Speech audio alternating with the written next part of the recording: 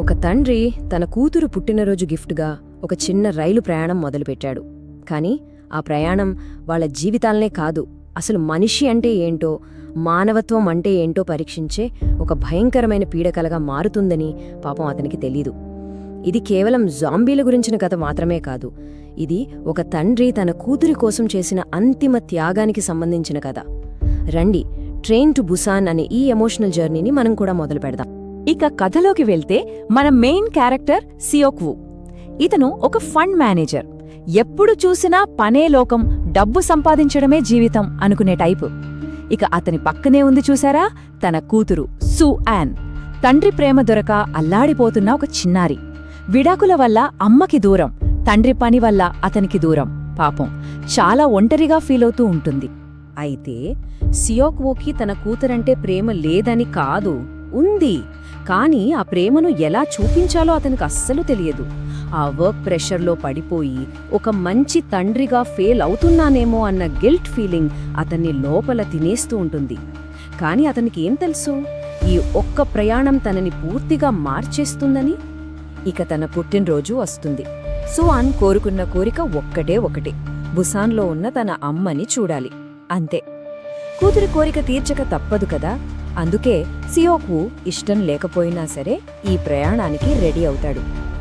వాళ్ళిద్దరూ ఎక్కిన ఆ ట్రైన్ వాళ్లని వాళ్ల గమ్యానికి కాదు, ఏకంగా నరకానికే తీసుకెళ్లడానికి బయలుదేరిందని పాపం వాళ్లకాక్షణం తెలీదు. సరే, సియోల్ స్టేషన్ నుంచి KTX 101 ట్రైన్ కదిలింది. లోపల 100 మంది ప్యాసింజర్స్.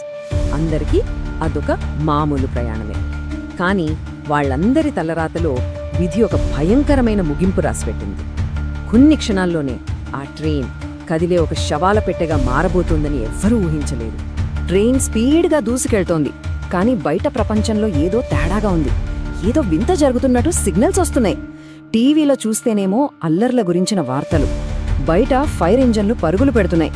కాని ట్రైన్లో ఉన్నవాళ్లేమో ఆ జరుగుతున్న గందరగోళానికి తమకే సంబంధం లేదన్న భ్రమలో ఉన్నారు. అంతలోనే ట్రైన్ డోర్స్ క్లోజ్ అయ్యే లాస్ట్ సెకండ్లో ఒంటి నిండా గాయాలతో ఉన్న ఒక మహిళ లోపలికి తూల్కుంటూ వస్తుంది. ఆమెకు హెల్ప్ చేద్దామని ఒక అటెండెంట్ దగ్గరికి వెళ్తుంది. అంతే, ఆ మహిళ ఒక్కసారిగా ఆమె మీద పడి దాడి చేస్తుంది. ఒక్క క్షణం అంతే, ఆ ఇన్ఫెక్షన్ ఒకరి నుంచి మరొకరికి కార్చిచ్చులా వ్యాపించేస్తోంది. ట్రైన్ బోగీలన్నీ కేకలతో అరుపులతో నిండిపోతాయి. ఇక ఈ భయంకరమైన నరమేధం నుంచి కొంతమంది మాత్రమే బతికి బయటపడతారు. వాళ్లే మన సియోక్ వూ, సువాన్తో పాటు చాలా ధైర్యవంతుడైన సాంగ్ హ్వా, అతని ప్రెగ్నెంట్ భార్య సియోంగ్ క్యాంగ్, ఒక హైస్కూల్ బేస్బాల్ టీం, ఇంకా 2 వృద్ధ అక్క చెల్లెళ్ళు. ఇప్పుడు వీళ్ళందరిది ఒకటే దారి, ఒకటే లక్ష్యం, బతకాలంటే కలిసి పోరాడాలి. సో ఇప్పుడు వాళ్ల అస్సలైన యుద్ధం మొదలైంది. బయట ప్రపంచం మొత్తం నాశనమైపోతోంది. వీళ్లేమో ఈ కదులుతున్న ఇనుప పెట్టెలో ఇరుక్కుపోయారు. బయటకు వెళ్దామంటే దారి లేదు, లోపలుందామంటే ప్రాణాలకు గ్యారంటీ లేదు. ప్రతి క్షణం, అక్షరాల ప్రతి క్షణం మృత్యువుతో పోరాటమే.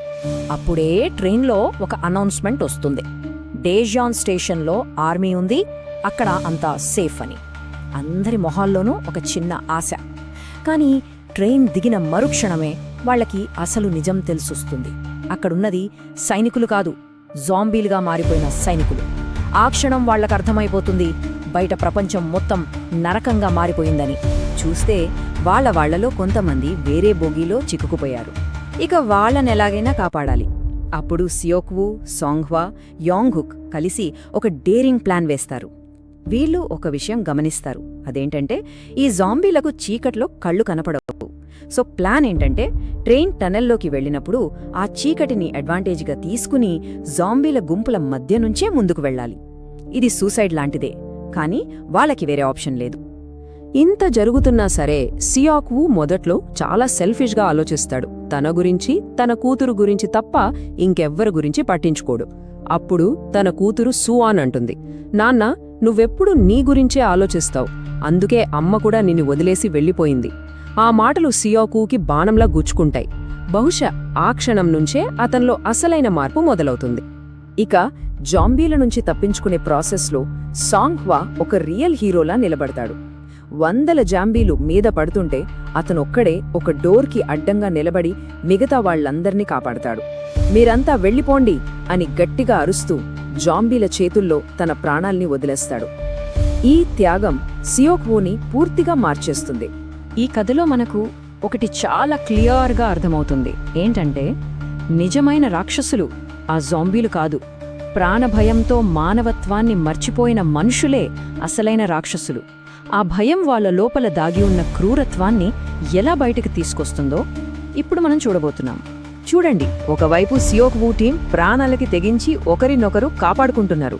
కానీ ఇంకోవైపు సేఫ్గా ఉన్న బోగీలో యోన్ సుక్ అనే ఒక సెల్ఫిష్ బిజినెస్ మ్యాన్ ఉన్నాడు. వాడు తన ప్రాణాలు కాపాడుకోవడానికి మిగతా వాళ్ళ అందర్నీ భయపెట్టి రెచ్చగొడతాడు. ఇక్కడే మనకు తెలుస్తుంది మానవత్వానికి మృగత్వానికి మధ్య ఉన్న తేడా ఏంటో. ఎన్నో జాంబీలని దాటుకుని ప్రాణాలను అరచేతిలో పెట్టుకుని సియోక్ వూ టీం మొత్తానికి సేఫ్గా ఉన్న బోగీ దగ్గరకు చేరుకుంటుంది. కానీ లోపలున్న యోన్ సుక్ దాడేం చేస్తాడంటే, వాళ్ళకి ఇన్ఫెక్షన్ సోకింది, డోర్స్ తీయొద్దు అని గట్టిగా అరుస్తూ మిగతా ప్యాసింజర్స్ని భయపెట్టి డోర్స్ వేయిస్తాడు. అంతే, వాళ్ళని కళ్ల ముందే చావుకు వదిలేస్తాడు. ఆ స్వార్థపరులు చేసిన పనికి ఇన్గిల్ అనే ఒక పెద్దావిడ జాంబీలకి బలైపోతుంది. తన చెల్లెలు తన కళ్ల ముందే చనిపోవడం చూసిన ఆమె అక్క జోంగిల్ మనుషుల మీద మొత్తం నమ్మకాన్ని కోల్పోతుంది. పూర్తి నిరాశతో ఆమె జాంబీలున్న వైపున్న డోర్ని ఓపెన్ చేసేస్తుంది. ఇంకేముంది, ఆ బోగిలో ఉన్న సెల్ఫిష్ మనుషులందరూ వాళ్ళు చేసిన పాపానికి అక్కడికక్కడే శిక్ష అనుభవిస్తారు. ఇప్పుడు మనం ఈ కథలోకెల్లా అత్యంత ఎమోషనల్ పార్ట్కి వచ్చేసాం. ఒక తండ్రి ప్రేమంటే ఏంటి, త్యాగమంటే ఏంటి అని కళ్ళకు కట్టినట్టు చూపించే క్లైమాక్స్ ఇది. బుసాన్కి చాలా దగ్గరకొచ్చేశారనగా ఒక పెద్ద అడ్డంకి. పట్టాల మీద అడ్డంగా పడి ఉన్న ట్రైన్ బోగీలు వాళ్ళ దారిని బ్లాక్ చేస్తాయి. ఇంక చేసేది లేక ప్రాణాలతో మిగిలిన ఆ కొద్ది మంది మరో ట్రైన్ ఇంజిన్ని వెతుక్కుంటూ ఆ శిథిలాల మధ్య నుంచి పరిగెత్తటం మొదలుపెడతారు. ఈ భయంకరమైన గందరగోళంలో ఎవరూ ఊహించని ఒక వ్యక్తి హీరో అవుతాడు. ట్రైన్లో అందరూ అసహ్యించుకున్నా చీదరించుకున్న ఒక హోమ్లెస్ పర్సన్ స్యూవాన్ని సియోంగ్యోంగ్ని కాపాడటం కోసం తన ప్రాణాలనే ఇచ్చేస్తాడు. హీరోయిజం అనేది స్టేటస్లో కాదు, మంచితనంలో ఉంటుందని ఆ క్షణం అతను నిరూపిస్తాడు. ఇక ఇంతమంది చావుకు కారణమైన ఆ యోన్ సుగ్గాడు కూడా చివరికి జాంబీగా మారిపోతాడు. వాడు మిగిలిన వాళ్ల మీద దాడి చేయబోతుంటే సియోక్ వూ అడ్డుపడతాడు. వాళ్ళిద్దరి మధ్య భయంకరమైన ఫైట్ జరుగుతుంది. కానీ ఆ పోరాటంలో జరగకూడంది జరిగిపోతుంది. ఆ యోన్ సుక్ సియోక్ వూ చేతి మీద కొరికేస్తాడు. అంతే, సియోక్ వూకి అర్థమైపోతుంది తన టైం అయిపోయిందని. తన శరీరం జాంబీగా మారిపోవడానికి ఇంకా కొన్ని క్షణాలే ఉందని తెలుసుకుంటాడు. కళ్ల నిండా నీళ్లతో తన కూతురికి చివరిసారిగా గుడ్ బై చెప్తాడు. ఆ తండ్రి కూతుళ్ల మధ్య జరిగే ఆ చివరి సంభాషణ నిజంగా మనసుని పిండేస్తుంది. తన శరీరం మెల్లమెల్లగా మారుతోంది. ఇన్ఫెక్షన్ వ్యాపిస్తోంది. అయినా సరే సియోక్ వూ తన చివరి క్షణంలో కూడా తన బాధ్యతను మర్చిపోలేదు. సూవాన్ని సియోంగ్క్యోంగ్ని ఇంజిన్లో సేఫ్గా ఉంచి ఆ ట్రైన్ని ఎలా నడపాలో వాళ్లకు వివరిస్తాడు. వాళ్ళిద్దరికీ ఒక సురక్షితమైన భవిష్యత్తునిచ్చి వెళ్తాడు. పూర్తిగా జాంబీగా మారి తన కూతురికే హాని చేసే ప్రమాదముందని గ్రహించి సియోక్ వూ కదులుతున్న ట్రైన్ నుంచి కిందికి దూకేస్తాడు. అలా గాల్లో పడిపోతున్న ఆ చివరి క్షణాల్లో అతని కళ్ల ముందు మెరిసేది ఒకే ఒక్క జ్ఞాపకం, తన కూతురు సువాన్ పుట్టినప్పటి ఆ సంతోషకరమైన క్షణాలు. ఒక స్వార్థపరుడుగా మొదలైన అతని ప్రయాణం ఒక గొప్ప తండ్రి త్యాగంతో అలా ముగుస్తుంది. ఇంత విధ్వంసం, ఇంత నష్టం, ఇన్ని చావులు, ఇన్ని చూసిన తర్వాత ఆశ అనే ఒక చిన్న దీపం ఇంకా వెలుగుతూ ఉంటుందా? ఈ కథ ముగింపు బహుశా ఆ ప్రశ్నకు సమాధానమిస్తుంది.